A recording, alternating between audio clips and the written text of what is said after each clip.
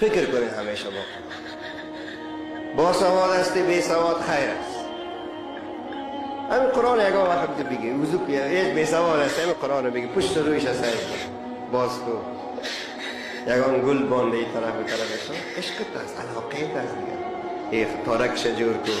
یگان پوشک میکنه یگان اخلاص لو میمونه زیرش باز طرفش میبینه یگان کسی چه گوش میکنه و نمیتونه مسلمان خواندن باز گوی یگان برادر ابراز محبت به این قسم میکنه الحمدلله رب العالمین الرحمن الرحیم. تلویزیون آمد قرآن رفت تلفن آمد قرآن رفت. شما طرف این کتاب یک ببینید ای بی سوادا و با سوادا ای علما و ای غیر علما شما به این قرآن ببینید